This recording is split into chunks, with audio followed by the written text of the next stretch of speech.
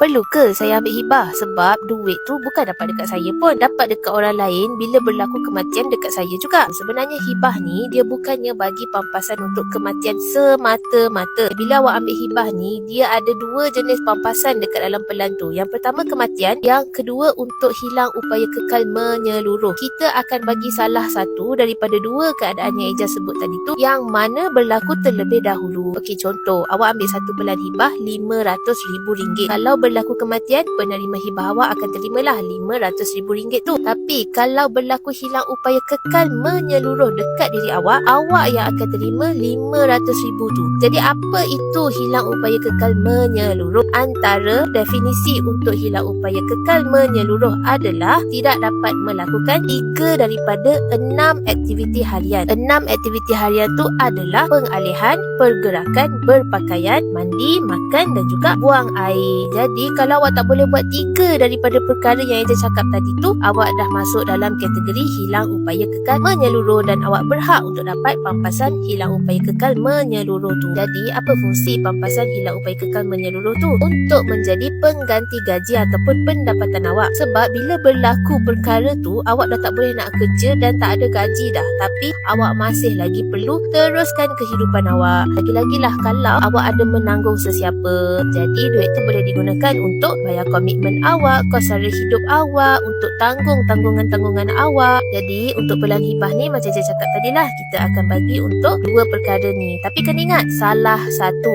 Maksudnya kalau awak ditimpa hilang upaya kekal menyeluruh, penerima hibah awak tak akan terima dah duit tu bila berlakunya kematian dekat diri awak. Semoga bermanfaat. Nak takaful, cari Eja. Assalamualaikum. Bye-bye.